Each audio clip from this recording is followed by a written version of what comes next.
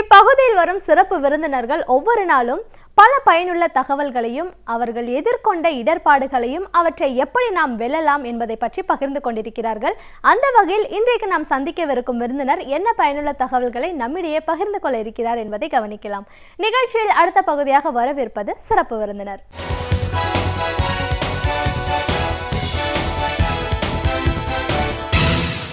வணக்கம் நேயர்களே, விடியலேவா நிகழ்ச்சியின் சிறப்பு விருந்தினருக்கான நேரம் இது.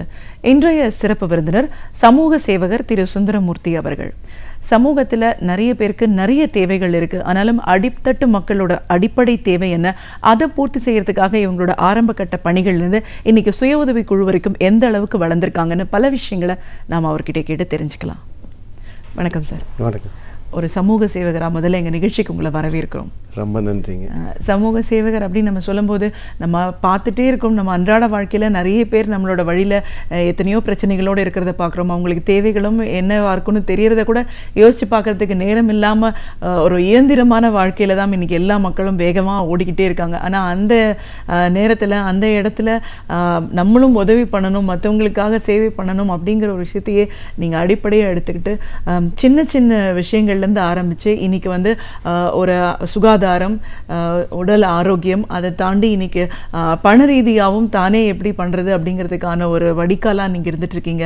உங்களோட பணிகளை எப்படி ஆரம்பிச்சிங்க, இன்னைக்கு வரைக்கும் அது எப்படி தொடர்ந்து போயிட்டுருக்கு, இப்படி பல விஷயங்களை எங்கள் நேர்களோட முழுமையாக பகிர்ந்துக்கணும் சார். கண்டிப்பாக சார். முதல்ல நம்ம வந்து இன்னைக்கு நீங்கள் பார்த்த வரைக்கும் உங்களோட அனுபவத்தில் இன்னைக்கு தேவைகள் அப்படின்னு வரும்போது மற்றவங்கள்ட்ட எதிர்பார்க்குற நிலைமையில் யாரெல்லாம் இருக்காங்க, என்ன மாதிரியான அடிப்படை தேவைகள் இருந்தது, எதனால் நீங்கள் வந்து இதில் இருக்கப்பட்டீங்கன்னு நம்ம பேச ஆரம்பிக்கலாம் சார்.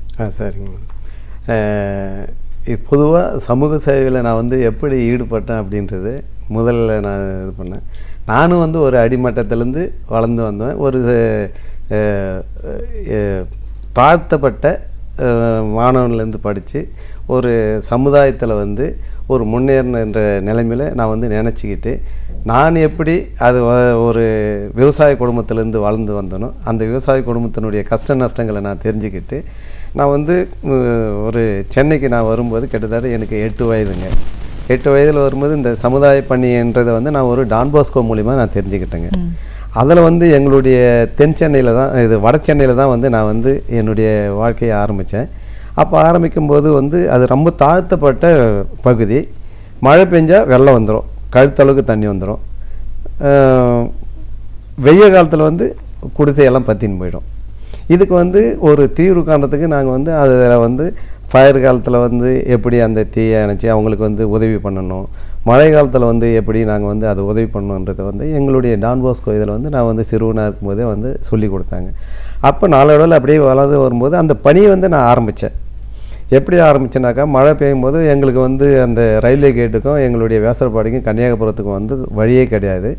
அதில் ஒரு கயிறு கட்டி நாங்கள் வச்சுருவோம். கயிறு கட்டி வச்ச உடனே அந்த கயிறு பிடிச்சிக்கிட்டு தான் நாங்கள் வந்து கன்னியாகுமரத்துக்கு போகிறதா இருந்தாலும் ஒரு பேசுமரியை தாண்டி போகிறதா இருந்தாலும் அந்த கயிறு பிடிச்சிக்கிட்டு தான் போகணும். அதுக்காக நாங்கள் வந்து என்ன பண்ணோம், கயிறை கட்டி ஃபஸ்ட்டு விட்டுட்டு இந்த பக்கத்தில் 4 பேர் பிடிச்சிட்டு நிற்போம், அந்த பக்கம் 4 பேர் பிடிச்சிட்டு இருப்போம். அப்போ வந்து அந்த 4 பேர் பிடிச்சிக்கிட்டு இருக்கிறத கயிறை பிடிச்சிக்கின்னு ஜனங்க வந்து அந்த பக்கம் போவாங்க, அந்த பக்கத்தில் இருக்கிற இந்த பக்கம் வருவாங்க. அதே மாதிரி இரவு பகலில் நாங்கள் வந்து சில வேலைகள் அங்கே செஞ்சுருக்கிறோம்.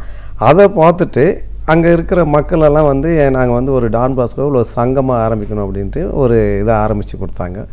அதை வந்து ஒரு சமூக பணியாக நாங்கள் எடுத்துக்கிட்டு நாளடைவில் அப்படியே வளர்ந்து வந்து அந்த சமூக பணியை வந்து எப்படி பண்ணுறது அப்படின்றத வந்து எங்களுக்கு வந்து பிரதர் சிகா என்றவர் எங்களுக்கு சொல்லி கொடுத்தாரு. அந்த சமூக பணினா என்ன, எப்படி பண்ணணும் செய்யணுன்ற அந்த சமூக பணியை வந்து உள்ளே மட்டும் செஞ்சால் போதாது, நம்ம வெளி உலகத்துக்கும் செய்யணும் அப்படின்றத வந்து சமுதாயத்துக்கு அனுப்பிவிட்டாங்க. எங்கள் இடத்துல வந்து ஸ்லம் தான் நிறையா இருக்கும், குடிசை பகுதி தான் அப்போ இருக்கும். நான் சொல்கிறது கிட்டத்தட்ட ஒரு 68-70 நான் சொல்கிறேன். இந்த இது அந்த குடிசை பகுதியெல்லாம் அந்த மழை பெஞ்சாலும் தண்ணியில் அடிச்சுட்டு போயிடும், வெயில் காய்ஞ்சாலும் ஃபயர் ஆகிடும். அது மாதிரி நிலைமையில் இருக்கும்போது நாங்களாம் வந்து எங்கெங்கே உதவி கிடைக்குதோ அந்த உதவியை வந்து அவங்களுக்கு வாங்கி கொடுக்கணுன்ற வந்து மனப்பான்மை எங்களுக்கு வந்தது. அதே சமயத்தில் நாங்கள் அதை ஆரம்பித்து நாங்கள் வந்து ஒரு 20 பேராக வந்து இந்த ஒரு சமுதாய பணி ஆரம்பித்து அந்த சமுதாய பணியிலிருந்து எங்களுக்கு வந்து ஒரு இரவு பாடசாலை ஆரம்பிக்கணும் அப்படின்றத வந்து மக்களுக்கு வந்து ஒரு ஸ்கூல் இல்லை, அங்கே ஒரு ஹாஸ்பிட்டல் இல்லை. அதெல்லாம் ஃபஸ்ட் நம்ம இது ஒரு நைட்டு ஸ்கூல் ஆரம்பிக்கலான்னு ஆரம்பித்து ஆளுக்கு 5 ரூபா போடுவோம். இப்போ நாங்கள் 5 பேர் இருந்தால் கூட 75 ரூபா வாங்குவோம். அந்த 75 ரூபாயில் எல்லாருக்கும் வந்து ஒரு 40 ரூபா 30 ரூபா சம்பளம் கொடுப்போம். அந்த சம்பளமும் வாங்கிட்டு எங்ககிட்ட டீச்சருங்க வேலை செஞ்சு அந்த நைட்டு ஸ்கூலில் நடத்திட்டே அப்படியே வந்தாங்க. இதை நடத்திக்கிட்டே நாங்கள் வரும்போது ஒரு நாளடைவில் வந்து ஒரு டோனாருக்கு நாங்கள் கேட்டு வந்தோம். எங்களுக்கு வந்து இப்போ வந்து இது மாதிரி நைட் ஸ்கூல் நடத்துறதுக்கு சேலரி கிடைக்கல, எங்களுக்கு ஒரு இது பண்ணி கொடுங்க அப்படிங்கும்போது எங்களுக்கு வந்து ஃபஸ்ட்டு வருஷத்தில் வந்து ஒரு 30,000 ரூபா தான் கொடுத்தாங்க வருஷத்துக்கு. அப்போது வந்து அது டீச்சருக்கு பாருங்களேன், சம்பளம் வந்து 40 ரூபானாக்கா அவங்களுக்கே வந்து 400 ரூபா 500 ரூபா வரும். மற்றவங்களுக்கு மற்ற செலவு புக்கு நோட் புக்கு இதெல்லாம் வாங்கி கொடுத்தா எங்களுக்கு வந்து 30,000 ரூபா எங்களுக்கு வந்து ஒரு சரியான செலவு இருந்தது. அது கூட எங்களுடைய கான்ட்ரிபியூஷன் போடுவோம், 5 ரூபா போட்டு அந்த கான்ட்ரிபியூஷன் எடுத்து வச்சு நாங்கள் நடத்திட்டு வந்தோம். அப்படியே நடத்திட்டு வரும்போது நாளடைவில் ஒரு நைட்டு ஸ்கூல் இருந்து ஒரு 8 நைட்டு ஸ்கூல் ஆக்கணும். 2வது வருஷத்தில் 8 நைட்டு ஸ்கூல் ஆக்கி அப்படியே நடத்திட்டு வரும்போது நாங்கள் வந்து சமுதாயத்தில் வந்து எல்லாருக்கும் வந்து இந்த பிள்ளைங்கள்லாம் வந்து சேர அவங்க பேரண்ட்ஸ் மீட்டிங் வைக்க எல்லோரும் அறிமுகம் ஆனோம். நாங்கள் அந்த அறிமுகம் ஆனதில் அப்புறம் என்ன ஆச்சுன்னா, நாளடைவில் இப்படியே செஞ்சுருக்க போது எங்கள் இடத்துல வந்து ஹாஸ்பிட்டல் வசதி கிடையாது. அது வந்து பேரண்ட்ஸுக்கு வந்து எங்ககிட்ட ஒரு ரெக்வஸ்ட் பண்ணாங்க, ஹாஸ்பிட்டல் இல்லை, இது மாதிரி இல்லை, நாங்கள்லாம் வந்து நைட்லலாம் இப்படி ஓடுறோம் முடியும். இப்படியே திங்க் பண்ணின்னு இருக்கும்போது நைட்டில் நான் தூங்கிட்டு இருக்கும்போது ஒரு நைட்டு ஒரு கட்டலில் வந்து அதே போல் ஒரு ப்ரெக்னன்சி லேடியை வந்து கட்டலில் கடத்தி 4 பேர் தூக்கிட்டு போகிறாங்க ரெய்னி ஹாஸ்பிட்டலுக்கு. எங்களுக்கு அங்கே பக்கத்தில் இருக்குது, அந்த ஹாஸ்பிட்டலுக்கு தூக்கிட்டு போனாங்க. அங்கே தூக்கிட்டு போகும்போது என்னென்னு வெளியே வந்து பார்க்கும்போது இது மாதிரி அவங்க கத்திட்டு போகிறாங்க லேடி, இந்த ஆளுங்க வந்து தூக்கிட்டு ஓடுறாங்க. அந்த இதில் அப்படி போகும்போது நான் அன்றைக்கி நைட்டு தூங்கவில்லை. அப்படி இருக்கும்போது நான் இதுக்கு வந்து அன்றைக்கி நைட்டே உட்காந்து ஒரு திங்க் பண்ணேன், சரி நம்ம எஜுகேஷனெல்லாம் இது பண்ணி கொடுக்குறோம், இது மாதிரியான ஒரு வழிமுறைகளை நம்ம வந்து செஞ்சு கொடுக்க முடியலையே, ஹெல்த்தான என்ன இது அப்படின்ட்டு சில பேரை போய் ஐடியா கேட்டேன், இது மாதிரி இருக்குது அதுக்கு என்ன பண்ணலாம். அப்போ அவங்க சொன்னாங்க, இது மாதிரி ஹாஸ்பிட்டல் வசதியில் நம்ம வந்து ஒரு ஆம்புலன்ஸ் சர்வீஸ் பண்ணால் நல்லாயிருக்கும் அப்படின்னு சொன்னாங்க. சரி, இந்த ஆம்புலன்ஸ் சர்வீஸ்னால் எப்படி அது இயக்கிறது அப்படின்றது எனக்கும் தெரியாது, அது எப்படி கேட்கணும் அப்படின்றது. உடனே நான் வந்து ஒரு ஆம்புலன்ஸ் சர்வீஸுக்கு எழுதிட்டு அன்னைக்கு நான் ரெண்டே பேப்பரில் எழுதி அனுப்பிச்சி விட்டேன். இங்கே வந்து இது மாதிரி இருக்குது, இதனுடைய ப்ராப்ளம் இங்கே இருக்குது, இங்கே எங்களுக்கு நீடு வந்து ஹாஸ்பிட்டலு வசதி இல்லை, அதெல்லாம் வந்து ப்ரெக்னன்சி லேட்டெல்லாம் இப்படின்னு எழுதின உடனே எனக்கு 3 நாளில் வந்து பதில் அனுப்பிச்சிட்டு இந்த வண்டிக்கு உண்டான பணத்தையும் அனுப்பிட்டேன், இதுக்கு உண்டான வேலை செய்யக்கூடிய ஆளுக்கும் பணம் அனுப்பிட்டேன் அப்படின்ட்டு எங்களுடைய டோனார் வந்து எங்களுக்கு டெரரிஸ்கோம் நெதர்லாண்ட்ஸ்லேருந்து ஒரு மெசேஜ் அனுப்பியிருந்தாருங்க. அப்படி வரும்போது உடனே நாங்கள் என்ன பண்ணோம், அதை எடுத்து எங்களுடைய ஒரு ஆம்புலன்ஸ் சர்வீஸ் மாதிரி ஒரு ஷெட்டு கட்டி இரவு பகல் வேலை செய்கிறதுக்குன்னுட்டு நாங்கள் போர்டு போட்டு நைட்டில் எத்தனை மணிக்கு கூப்பிட்டாலும் ஆம்புலன்ஸ் சர்வீஸ் போகிற மாதிரி எங்களுடைய வேசற்பாடி பகுதிக்கு நாங்கள் வந்து வேலை செஞ்சுக்கிட்டு வந்தோங்க. அந்த வேலை செஞ்சனுடைய எங்களுடைய பலாப்பலன் மேற்கொண்டு எங்களை வளர வச்சதுங்க. மேற்கொண்டு வளர வைக்கும்போது சரி வந்து அவங்க வந்து மக்களுக்கு செய்கிறீங்க, ஹாஸ்பிட்டலுக்கு செய்கிறீங்க, அங்கே இருக்கிற பெண்களுக்கெல்லாம் நீங்கள் வந்து என்ன செய்யலாம் அப்படின்றது வந்து நீங்கள் கொஞ்சம் யோசித்து வைங்க அப்படின்ட்டு எங்கள் டோனார் கேட்டாருங்க. அந்த இதுலேருந்து எங்களுக்கு வந்து அதனுடைய தாக்கம் வந்து ரொம்ப இதுவாக இருந்துக்கிட்டே இருந்தது. இதை வந்து எப்படி நம்ம இந்த சமுதாய பணியை வந்து நம்ம கொண்டு போகணும், இன்னும் மேற்கொண்டு எப்படி வளர்கிறதுக்கு வழி வகைகளை நம்ம எப்படி செய்யணும் அப்படின்றத வந்து நாங்கள் கொண்டுட்டு போகணும். நிச்சயமாக சார், உங்களோட பணி இதோட தேவை எப்படி இது ஆரம்பமாச்சு, இது எந்த அளவு பண்ணிட்டு இருக்கீங்கன்னு சொன்னீங்க. இதில் இன்னும் முக்கியமான ஒரு விஷயம் அப்படின்னு கேட்டானாக்கா, நம்ம வந்து பொருளாதார சுதந்திரம்னு ஒன்று இருந்தால் தான் எல்லாருக்கும் வந்து அவங்களோட வாழ்க்கையை வந்து ஒரு முழுமை அடைஞ்சதாக நினைச்சிக்க முடியும். கண்டிப்பாக பொருளாதார ரீதியாக எத்தனையோ பிரச்சனைகளை வீட்டில் இருக்கிற பெண்களும் சமாளிக்கக்கூடிய ஒரு சூழல் தான். இந்த சுய உதவி குழுன்ற ஒரு விஷயத்தையும் நீங்கள் ஆரம்பிச்சிருக்கீங்க. நிறைய குழுக்கள் இதில் ஆண் பெண் யார் வேணா இருக்காங்க அப்படின்னும் போது இப்படி ஒரு குழுக்கள் அப்படின்ற ஒரு எண்ணம் எப்படி ஏற்பட்டுச்சு? எங்களுக்கு சுய உதவி குழுன்னா ஃபஸ்ட்டு வந்து நாங்கள் நினச்சமே வழியாக, ஆனால் இது எப்படி ஆரம்பிக்கணுன்ற ஒரு வழிமுறையே எங்களுக்கு தெரியாமல் இருந்துச்சுங்க. அந்த டைமில் வந்து நம்முடைய கலைஞர் அவர்கள் வந்து அப்போ வந்து இந்த சுய உதவி குழுக்கள் வந்து ஆரம்பிக்கணுன்ட்டு கலைஞரும் நம்ம தளபதி அவர்களும் வந்து ஆரம்பித்தாங்க அது. அப்போ இதன் மூலிமா வந்து இது மாதிரி சுய உதவி குழுக்கள்னா அரசாங்கம் மூலிமா இப்படியெல்லாம் நடத்துகிறாங்களே, அவங்கக்கிட்ட நம்ம ஒரு ஆலோசனை கேட்கலாம். அந்த ஆலோசனையை வந்து நம்ம எப்படி கேட்டு எப்படி நடத்தலாம் அப்படின்றது எங்களுக்கு வந்து எங்களுடைய குழுவில் வந்து உக்காந்துட்டு நாங்கள் ஒரு மீட்டிங் மாதிரி போட்டு பேசணும். அப்போ வந்து இந்த சுய உதவி குழுக்களை பற்றி எந்த அரசாங்கத்தில் எங்கெங்கே ட்ரைனிங் நடத்துகிறாங்கிறத பார்த்துட்டு ஒரு ட்ரைனிங் வந்து அரசாங்கம் மூலிமா வந்து எங்கள் இதில் நடத்துகிறாங்க சுய உதவி குழுக்கள் அப்படின்ட்டு. அப்போ நாங்களும் பங்கெடுத்தோம் அதில். அப்படின்னா சுய உதவி குழுக்கள்னா இப்படி தான் இருக்கும், அப்போ இது சேமிப்புனா என்ன அப்படின்றத வந்து நாங்கள் ஃபஸ்ட்டு வந்து தெரிஞ்சுக்கணும். நாங்கள் தெரிஞ்சுக்கிட்டால் தான் மற்றவங்களுக்கு வந்து செய்ய முடியும் அப்படின்றத வந்து நாங்களும் தெரிஞ்சுக்கிட்டோம். ஆனால் அது மூலிமா நாங்கள் தெரிஞ்சுக்கிறதே வந்து ஃபஸ்ட்டு நம்ம வந்து ஒரு நல்லா இருந்தால் தானே மற்றவங்களுக்கு வந்து அவங்களும் நல்லா இருக்க முடியும் அப்படின்ற இதில் பண்ணிவிட்டு நாங்கள் வந்து ஃபஸ்ட்டு வந்து நம்முடைய இதுக்கு வந்து ஒரு சேமிப்பை பண்ணுவோம் அப்படின்றத வந்து நாங்கள் தெரிஞ்சுக்கிட்டோம் அது மூலிமா இருந்து. அப்போ வந்து இந்த சுய உதவி குழுக்கள்ன்றது வந்து யார் யாராக இருப்பாங்க அப்படின்ட்டு நாங்கள் திங்க் பண்ணோம். அதில் வந்து பார்க்கும்போது ரொம்ப பின்தங்கிய வகுப்பு சேர்ந்தவங்க தான் இருக்கிறாங்க. அப்போ வந்து பின்தங்கிய வகுப்புனா யாருன்னா எல்லா ஜாதியிலையும் இருக்கிறாங்க பின்தங்கியவங்க. அதில் வந்து பணக்கார ஏழைன்றது வந்து எல்லாத்துலேயுமே இருக்காங்க. அதில் நாங்கள் வந்து அந்த பாகுபாடு பார்க்கல. எந்த ஜாதி மதம் யாராக இருந்தாலும் நம்ம செய்யணும் அப்படின்ற ஒரு இதை திங்க் பண்ணிவிட்டு அதில் வந்து சுய உதவி குழுக்குன்னா ஆண்கள் பெண்கள் யாராக இருந்தாலும் நம்ம செய்யணும் அப்படின்றத வந்து நாங்கள் வந்து எங்களுடைய கருத்தில் ஆரம்பித்து அப்போ வந்து எங்கள்கிட்ட ஒரு 10-12 உறுப்பினர்கள் இருந்தாங்க. அதில் எங்களுக்கு வந்து தலைமை வகுத்தவர் வந்து ஜான் என்றவர் ஒருத்தர் இருந்தாருங்க. அவர் ஊருக்கு போயிருக்காரு. அவர் போன பிறகு நாங்கள் வந்து எங்கள் குழுவிலே வந்து ஒரு 6-7 பேர் வந்து இப்போ நிரந்தரமாக எடுத்து அந்த குழுக்களை எடுத்து நடத்திட்டு வரோம். அதில் முக்கியமாக வந்து எங்களுடைய கோஆர்டினேட்டர்லாம் தான் வந்து 15 வருஷம் 16 வருஷம் வேலை செஞ்சுங்க அந்த இதில் இருக்காங்க. இப்போ இதையும் செஞ்சுன்னு வராங்க.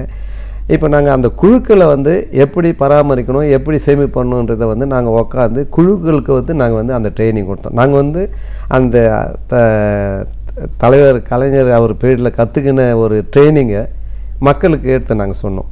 இப்படியெல்லாம் நம்ம செய்யணும், இப்படி சேமிப்பு பண்ணணும், அப்படி சேமிப்புன்னா எப்படி பண்ணணும். அது வந்து நம்ம வந்து பேங்க் மூலிமா வந்து ஒரு அக்கௌண்ட் ஓப்பன் பண்ணி ஃபஸ்ட்டு வந்து நம்மளுடைய சேமிப்பை வந்து அதில் போடணும். நம்ம வந்து ஃபஸ்ட்டு நாங்கள் வந்து சேமிப்பு அவங்கக்கிட்ட சொன்னது ஃபஸ்ட்டு 50 ரூபா தான் நாங்கள் சொன்னோம். ஃபஸ்ட்டு 50 ரூபா போட்டு சேமிச்சுட்டு வந்தாங்க. அது மாதிரி வந்து ஃபஸ்ட்டு நாங்கள் வந்து ஒரு 50 குழுக்கிட்ட ஆரம்பித்து 50 ரூபாயை சேமிப்பு போட சொல்லி 3-4 மாதம் ஆன பிறகு அந்த சேமிப்பை வந்து நாங்கள் எவ்வளோ வந்துக்குதுன்னு கணக்கு எடுத்து பார்த்துட்டு அந்த கணக்கு பிரகாரம் எங்களுடைய டோனாருக்கு நாங்கள் கேட்டோம். எங்களுடைய மக்களுக்கு வந்து இந்த நீடு தேவைப்படுது, அவங்க வந்து சுய உதவி குழுக்கள் மூலமாக அவங்க வந்து கொஞ்சம் முன்னேற்றம் அடைகிறதுக்கு உண்டான வழிமுறைகள் இருக்குது, நாங்கள் தெரிஞ்சுக்கிட்டு இருக்கோம், அது மூலிமா நாங்கள் ட்ரைனிங் எடுத்துருக்கோம், எங்களுக்கு இது மாதிரி இருக்கும்போது நாங்கள் எழுதணும். அப்போ வந்து அவங்களுக்கெல்லாம் நாங்கள் வந்து இது மாதிரி வந்து கேட்கும்போது அவங்க எங்களை கேட்டிருந்தாங்க, இதெல்லாம் நீங்கள் எப்படி செய்ய போகிறீங்க, அவங்களுக்கு எப்படி இன்கம் வர வைக்க போகிறீங்க அப்படின்னு. அப்போ நாங்கள் வந்து சொன்னோம், இது மாதிரி நாங்கள் வந்து சுய உதவி குழுக்களுக்கு பணம் கொடுக்கும்போது அவங்க வந்து தொழில் அவங்களுக்கு என்னென்ன தொழில் தெரியுமோ அதன் மூலிமா அவங்கக்கிட்டேருந்து நாங்கள் வந்து பிஸ்னஸ் பிளானை வந்து நாங்கள் ஃபஸ்ட்டு கேட்போம். அவங்க யார் எந்தெந்த பிளான் எழுதி கொடுத்துருக்காங்களோ அந்த பிளான் பிரகாரம் நாங்கள் வந்து ஃபஸ்ட்டு அவங்களுக்கு ட்ரைனிங் கொடுப்போம். இப்போ ஒருத்தர் வந்து துணி கடை வைக்க போகிறோன்னு கேட்குறாங்கன்னு வச்சுக்கோங்க. அந்த துணி கடை வந்து அந்த துணியில் எவ்வளோ எடுத்தால் எவ்வளோ லாபம் வரும், மாதம் எவ்வளோ வரும், இன்ட்ரெஸ்ட் விட்டால் இது மந்த்லி போட்டால் எவ்வளோ வரும், வீக்லி போட்டால் எப்படி வரும்ன்றதை வந்து நாங்கள் அவங்களுக்கு வந்து சொல்லி கொடுத்துருக்கோம். சொல்லி கொடுப்போம் அப்படின்றத வந்து எங்கள் டோனாருக்கு நாங்கள் எழுதணும். இந்த முறையில் தான் வந்து அவங்கக்கிட்ட நாங்கள் போவோம். அப்போ அவர் பண்ணார், இப்போ இது உங்கள் பிளான் வந்து நல்லா இருக்குது, இது வந்து நீங்கள் வந்து எல்லாருக்கும் ஆரம்பிக்கணும் அப்படின்றது. ஆமாம், எங்கள் இதில் அரசாங்கத்தில் கூட அது மாதிரி தான் சொல்லியிருக்கிறாங்க, நாங்கள் வந்து அது மாதிரி தான் நாங்கள் ஆரம்பிக்க போகிறோம் அப்படின்னு சொன்னோடனே அவங்க வந்து எங்களுக்கு உண்டான ஒரு பஸ்ஸில் வந்து ஒரு 20 lakhs வந்து கொடுத்தாங்க. அதுமாரி ஒரு 15 lakhs கொடுத்தாங்க. இதே வந்து நாங்கள் ரிவால்விங் பண்ணி இப்போ இந்த வந்து 1.5 crores கிட்ட இப்போ வந்து போயின்னு இருக்குது. இப்போ எங்களுக்கு கிட்டத்தட்ட எங்களுக்கு வந்து 200 குழுக்கள் இருக்குது. இந்த 200 குழுக்களில் வந்து இங்கே சென்னையில் வந்து 50 குழுக்களும், உத்தரமேலூர் காஞ்சிபுரம் டிஸ்ட்ரிக்டில் வந்து ஒரு 120 குழுக்களும், மற்ற அதர் குழுக்கள்ன்றது ஒரு 20 குழுக்களும் இருந்துன்னு இருக்குது. கிட்டத்தட்ட எங்ககிட்ட ஒரு 200 குழுக்கள் கிட்ட இப்போ இருந்துருக்கு. அந்த 200 குழுக்களில் இருளாஸ் ஃபேமிலி இருக்காங்க, நரிக்குருவாசும் இருக்காங்க.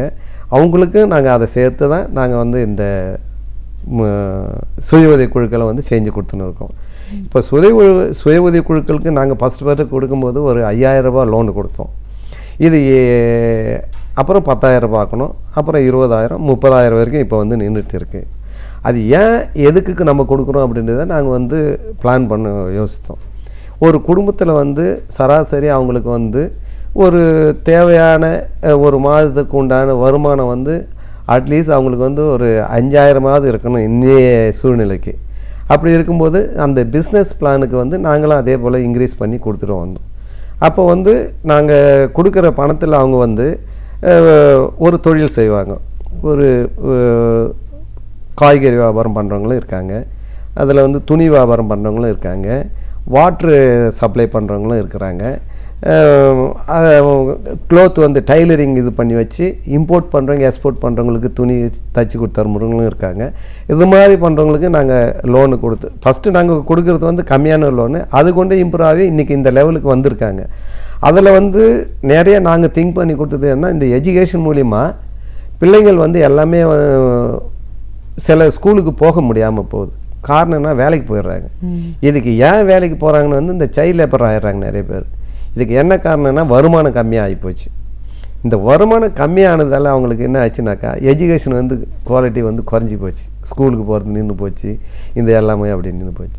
இதை எப்படி இவங்களை கொண்டு வரணும் அப்படின்றத இந்த சுய உதவி குழுக்களுக்கு நாம் வந்து பணத்தை கொடுத்து அதன் மூலிமா அவங்க வந்து இந்த வியாபாரத்தை பெருக்கி அங்கேருந்து வர வருமானத்தை வந்து வீட்டுக்கும் பார்த்துக்கிட்டு லோனையும் கட்டிக்கிட்டு அந்த லோன்லேருந்து வர இன்கம்லேருந்து பையனுக்கு வந்து ஒரு ஸ்கூல் புக்கு வாங்கி கொடுத்து பண்ணுற அளவுக்கு நாங்கள் லோனை கொடுத்து பண்ணியிருக்கிறோம். பையனையும் வந்து ஸ்கூலுக்கு போகாத அளவுக்கு ஸ்கூலில் நிற்காத அளவுக்கு நாங்கள் வந்து அவனுக்கு வந்து மோட்டிவேஷனை கொடுத்துருவோம்.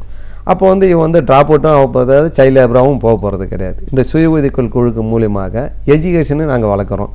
எங்களுடைய சமுதாய பணியாளர்கள் எங்களுடைய ஆஃபீஸில் இருக்கிறவங்க வந்து நல்லா ஒர்க் பண்ணுவாங்க. இதுக்கு இத்தனை கோடியில் ஒரு விஷயம் நிர்வாகம் நடக்குது அப்படின்னும் போது பல குழுக்கள் இருக்காங்கன்னா ஒரு குழுலேயே வந்து குறைஞ்சபட்சம் ஒரு 20 பேர் இருப்பாங்கன்னா 20 விதமான மக்கள் எண்ண ஓட்டங்கள் வேறையாக இருக்கும், அவங்களோட பணியும் வேறு வேறையாக இருக்கலாம். ஆனால் அத்தனை குழுக்களையும் வந்து பொதுவாக மேனேஜ் பண்ணி அதில் எந்த ஒரு பிரச்சனையும் வராமல் கொண்டு போகிறதுக்குன்றதுக்கு ஒரு குழுவாக தானே அதை செயல்பட முடியும்ல, எப்படி அதை நீங்கள் நிர்வகிச்சுட்டு வரீங்க? இப்போ வந்து ஒரு குழுவை வந்து கொண்டு போகணும்னாக்கா ஃபஸ்ட்டு நாங்கள் வந்து செலக்ட் பண்ணுவோம். அந்த தலைவர் செயலாளர் பொருளாளர்ன்ட்டு அந்த குழுனுடைய தலைவர் செயலாளர் பொருளாளர் நாங்கள் தேர்ந்தெடுப்போம். ஏன்னா நாங்கள் வந்து 20 வருஷம் 25 வருஷமாக அங்கே வேலை செய்கிறதால அவங்களுடைய தராதரன் வந்து எங்களுக்கு தெரியும். இவங்க வந்து சரியான முறையில் இந்த பணியை வந்து செய்வாங்க, இந்த இதை வந்து கரெக்டான முறையில் போய் ரீபேமெண்ட் கேட்பாங்க அப்படின்றத கேட்போம். அவங்கள பார்த்துட்டு அவங்களுக்கு தகுந்த மாதிரி அவங்க அந்த தலைமை பொறுப்பை நாங்கள் கொடுப்போம். நீங்கள் வந்து இந்த குழுவுக்கு வந்து பொறுப்பாக இருங்க, இந்த குழு வந்து பணம் கட்டுறதை பார்த்துட்டு எங்களுக்கு வந்து கலெக்ட் பண்ணிவிட்டு நீங்கள் வந்து நேரடியாக கொண்டு போய் கட்ட சொல்லுவோம். நாங்கள் எங்ககிட்ட பணமே வராது, பேங்கிலே கொண்டு போய் கட்ட சொல்லுவோம். ஏன்னா அவங்களுடைய அக்கௌண்ட் வந்து பேங்கில் இருக்குது, பேங்கில் கட்ட சொல்லிட்டோம்னாக்கா அவங்க நேரடியாக போய் பேங்கில் கட்டிவிடுவாங்க. அப்போ பேங்கில் கட்டியாச்சுன்னா எங்களுக்கு வந்து எந்த விதமான இது ரிசிப்ட் வரும், ரிசிப்டை வச்சுக்கிட்டு நாங்கள் வந்து எங்களுடைய ரிசிப்டை போட்டு அவங்களுக்கு கொடுப்போம். பணம் கட்டியாச்சு அப்படி ரீபேமெண்ட்டில் வந்து எங்களுக்கு எந்த விதமான இது. அதில் எங்கள் பணியாளர் வந்து எங்கள் கோஆர்டினேட்டர் வந்து ஆனந்தி இருக்காங்க, எங்கள் அக்கௌண்டன்ட் வந்து பாலன் இருக்கார், சரஸ்வதி, திரேசா என்ற வந்து ஒரு 5-6 ஸ்டாஃப் வந்து எங்கள் கையில் அப்படியே கன்னாக இருக்காங்க. அவங்க வந்து இன்றைக்கி ரீபேமெண்ட் வரலனாலும் உடனே அந்த வீட்டாண்ட போய் கேட்டுட்டு வருவாங்க. அது போய் இவங்க கேட்குறாங்க. காரணம்னா அவங்க எங்கன்னா வெளியே போயிருப்பாங்க, ஒரு நாள் கட்ட முடியாது, 2 நாள். எங்களுக்கு வந்து 1லேருந்து 10க்குள்ளே வந்து ரீபேமெண்ட் வந்தாகணும். அந்த 10 தேதிக்கு வரலன்னா இவங்களுடைய சேமிப்பு இருக்குல்ல பேங்க்கில், அந்த சேமிப்பில் இருந்து நம்முடைய தலைவர் செயலாளர் எடுத்து அவங்க வந்து கட்டிடுவாங்க. அதை அந்த 10ஆம் தேதிக்குள்ளே கட்டி ஃபுல்ஃபில் பண்ணிவிடுவாங்க. அவங்க ஊர்லேருந்து வந்தவோ என்னவோ உடனே இமீடியட்டில் வாங்கி அவங்களுடைய சேமிப்பில் அவங்க போட்டுடுவாங்க. அப்போ வந்து எங்களுடைய ரீபேமெண்ட் வந்து எங்களுக்கு வந்து எந்த விதமான இதுவும் இல்லாமல் இருக்கும். அதேமாதிரி இங்கே சென்னையில் இவங்க பொறுப்பாக இருக்கிற மாதிரி காஞ்சிபுரத்துலேயும் வந்து அங்கே பெண்கள் உறுப்பினர் இருக்காங்க. அவங்க என்ன பண்ணுவாங்க, அங்கே வந்து பெண்கள் இதில் சுய குழுக்கள் வந்து அங்கே பொறுப்பாக பார்த்துக்கிறவங்க வந்து அமுல்ராஜ் கோஆர்டினேட்டர் அங்கே இருக்கார், அது கீழே ஏழுமலைன்னு இருக்கிறாரு. அவங்கள வந்து ரொம்ப நாள் வேலை செய்யணும். அப்போ அந்த மோகனா, அமுதா, ஜெயசெல்வி அவங்களாம் வந்து ஹெல்த் ஒர்க்கராக ஒர்க் பண்ணிவிட்டு அவங்க போகும்போதே வந்து கவுன்சிலிங் பண்ணிட்டு வந்துடுவாங்க. அந்த டெய்லி ஹவுஸ் விசிட் போவாங்க ஹவுஸ் விசிட் போகும்போது சொல்லிட்டு வந்துடுவாங்க, இது மாதிரி வந்து இன்றைக்கி வந்து இந்த குழுக்கு கொடுக்கணும், இந்த குழுவுக்கு பண்ணணும், இந்த பணம் கட்டியாச்சு அப்படின்றத வந்து அவங்க டெய்லி ஏரியா போகிறதால அவங்க அந்த குழு ஹெல்த் ஒர்க்கரும் அந்த வேலையை பார்ப்பாங்க, சுய உதவி குழுக்கள் போகிறவங்களும் போய் பார்ப்பாங்க, அந்த கோஆர்டினேட்டரும் வந்து அப்படியே போய் பார்த்துட்டு ஒரு விசிட் பண்ணிட்டு வரும்போது எங்களுக்கு வந்து ரீபேமெண்ட்லேயும் கரெக்டான முறையில் வந்துடும். எங்களுக்கு ஹெட் ஆஃபீஸ் வந்து சென்னையில் இருக்குது, காஞ்சிபுரத்துலேருந்து வர பணத்தை வந்து இங்கே அக்கௌண்ட் பாலன் இருக்கார், அவர் கரெக்டாக பார்த்துக்குவார், இன்றைக்கி இந்தந்த பணம் வந்ததா வரலையா அப்படின்ட்டு. கோஆர்டினேட்டர் பார்ப்பாங்க, இந்தந்த குழுக்களுக்கு வந்து இந்தந்த ஒரு நாள் தவறிடுச்சா 2 நாள் தவறிடுச்சா, உடனே வந்து அந்த ஒரு நாள் அந்த தவறுந்த வந்து அவங்க இன்ட்ரெஸ்ட் போட்டு அவங்களுடைய அக்கௌண்ட்டில் அவங்க போட்டுடுவாங்க. ஏன்னா அவங்க சேமிப்புலேருந்து நமக்கு எடுத்து போட்டதால் அவங்க வந்து அந்த இதை போடணும். இப்போ அதே மாதிரி போட்டுட்டு வரதால இன்றைக்கி வந்து ஒருத்தரும் இன்றைக்கி ஒரு மாதத்துக்கு வந்து கிட்டத்தட்ட 10,000 ரூபாய் சேமிப்பு பண்ணுற வரைக்கும் இன்கம் வர வைக்கிற வரைக்கும் அவங்க வந்து இன்றைக்கி தெளிவாகிட்டாங்க. அப்படி தெளிவாக இருந்தால் கூட அவங்க வந்து இன்றைக்கி எங்ககிட்ட லோன் வாங்கணுங்க, அவங்க மேனேஜ்மெண்ட் ஆகி மற்றவங்கள ஒரு 5 பேரை வச்சு வேலை வாங்கக்கூடிய அளவுக்கு இன்றைக்கி திறமைசாலி ஆகிட்டாங்க இந்த செல்ஃப் ஹெல்ப் குரூப்பில். இன்றைக்கி வந்து சுய உதவி குழுக்கள்ன்றது வந்து சமுதாயத்தில் வந்து ஒரு பெரிய கிஃப்ட்டுங்க. இது யார் கண்டுபிடிச்சி இது பண்ணி இது ஆரம்பித்தாங்களோ எனக்கு ஒரு இதுவாக இருக்குங்க.